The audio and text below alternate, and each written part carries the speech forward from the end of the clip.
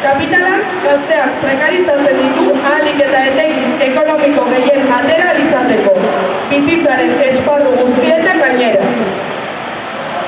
Ego globalak krisi sakon batean murgilduta dago. Eta horregatik ezinbestekoa da bizitzak erdigunean kokatuko dituen Euskal Herri aske sozialista eta feministaren alde bultza egitea. Eta hau elkarrekin egin beharko dugu.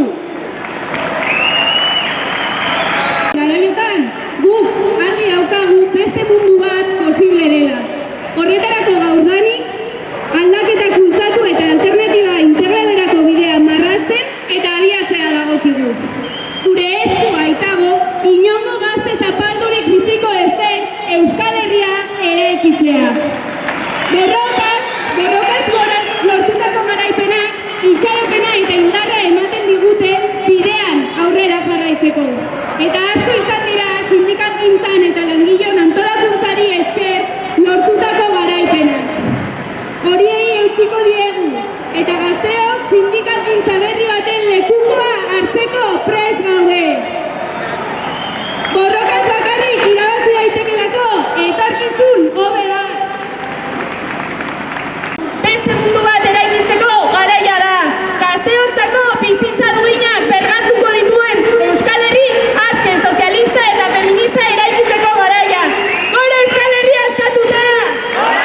Gora maiatzaren lehena! Gora Euskal Gazteria!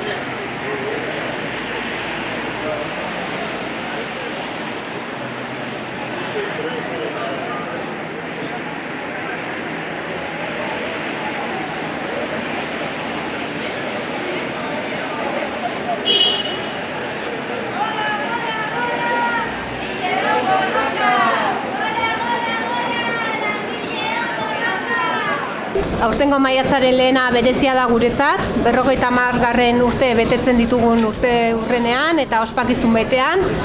Horregatik gaurkoa izango da aldarrikapen egun bat, baina baita ere ospakizun egun bat eta gure komunitatearekin egoteko egun bat. Gaurko eguna izaten da munduko langileriari begiratzeko eguna. Munduko langileriak etxai bera dugu, imperialismoa eta kapitalismoa. Ikusten dugu desberdintasun sozialak areagotzen ari direla, planetaren suntxiketa eta munduan gerrak eragiten dituela. Gainera, kezkaz ikusten ari gara ere, sistemak berak sortzen duen ezinegon hau, fasismoa ari dela baliatzen hainbat estatutan eta hainbat tokitan. Gure aldetik, alternatibak badirela aldarrikatzeko momentua izango da, alternatiba banak eta hirukoitza da, alternatiba zaintza, enplegua eta ondasuna banatzea da. Azken batean, alternatiba hori, erabat bidegabea den sistema kapitalista heteropatriarkal eta kolonial batetik, bizitza erdigunean izango duen eredu ekonomiko eta sozial berri batera igarotzea da. Transizioko sozial eta transizio feminista bat egitea. Eta alternatiba hori, bere osotasunean, gauzatu ahal izateko, estatu tresnak behar ditugula aldarrikatuko dugu, marko juridiko politiko berriak behar ditugula aldarrikatuko dugu, azken batean, autonomismotik buru jabetzarako bidea egitea beharrezkoa dela aldarrikatuko dugu. Eta guzti hori, langileen antolakuntza eta borrokaren aldeko aldarria eginez egingo dugu, guk kontraboterean sinesten dugu, kontraboterearen aldeko apustu argia egiten dugu, eta kontrabotere hori herri boterea eraikitzeko bide edo moduan ulertzen dugu. Azken batean, sindikatu hau eragile aktibo bat izango da herri honen askapen nazional eta soziala bultzatzeko.